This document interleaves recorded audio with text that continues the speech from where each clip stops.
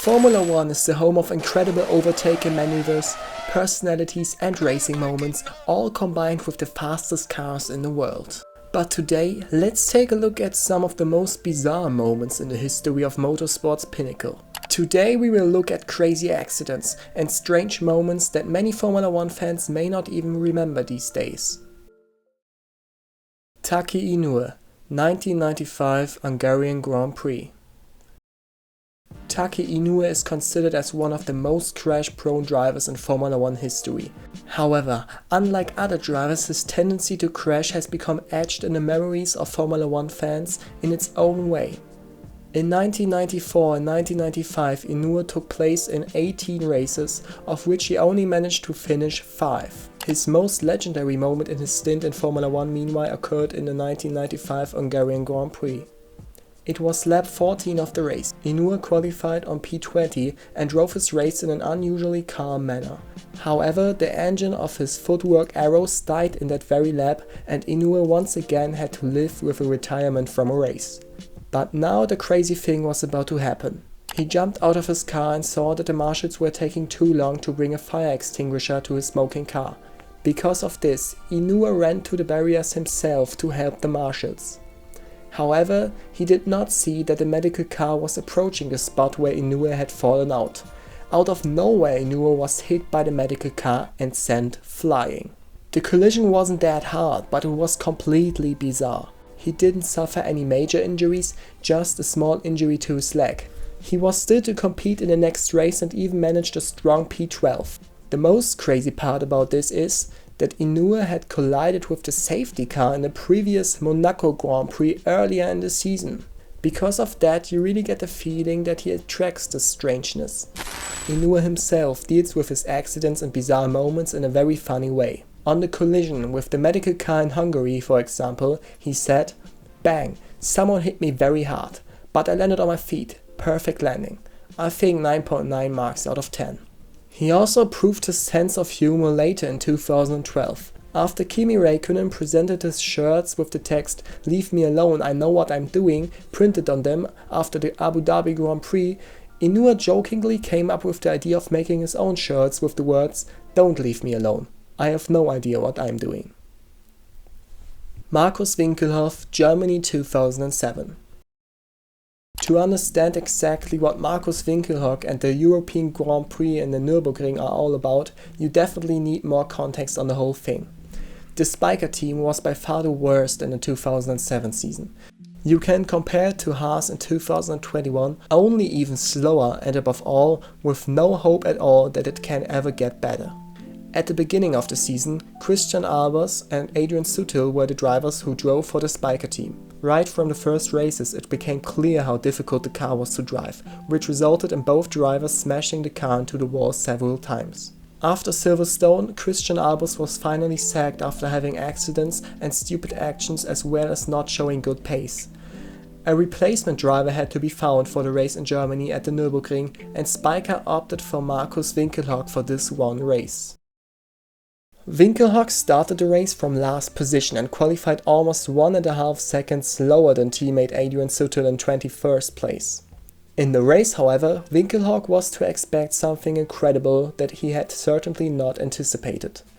Rain was expected for the race, but it was still dry at the start, a challenge for the teams in terms of strategy planning.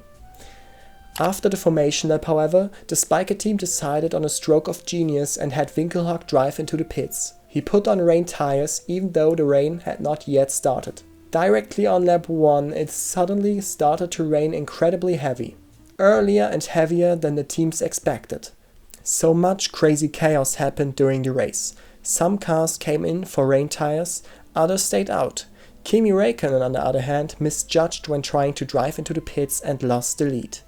The conclusion after all the chaos on the first lap alone was Markus Winkelhock took the lead because he pitted before the first lap. He led the race by a full 33 seconds ahead of Massa and Alonso at one point.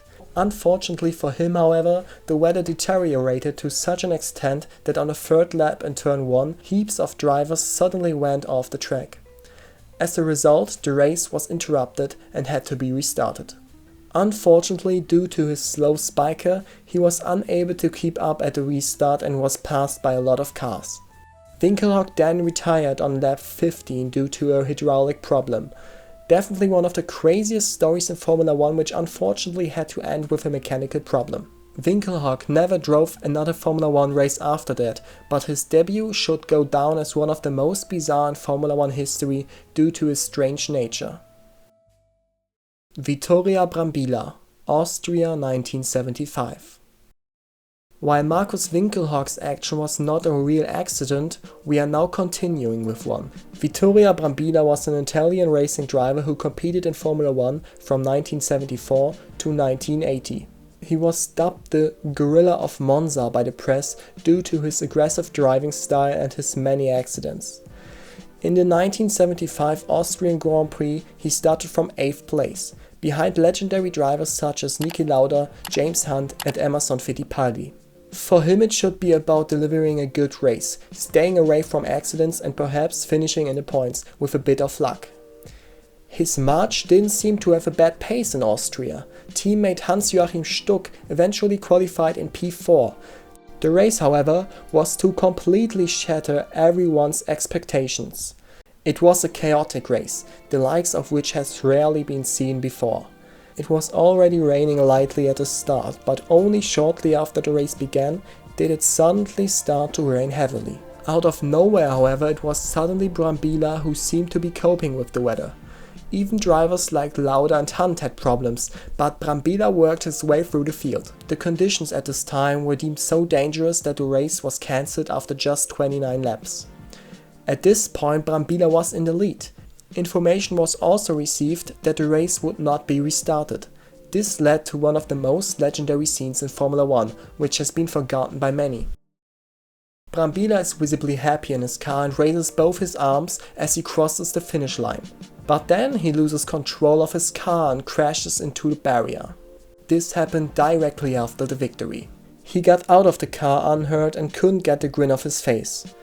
This victory is regarded as one of the craziest surprise victories of all time, and above all, Vittorio Brambilla's finish is one of the most strange accidents in Formula 1 history. It was to be Brambilla's last and only race win, but definitely one that will remain legendary in the motorsport world. That's it for the video about the most bizarre Formula 1 moments. I hope you enjoyed it. Of course, there are only 3 of them today. If you want, I can make more such videos. If you have any ideas for videos, please write them in the comments. Also, I would be happy if you leave a like and a subscription if you enjoyed the video.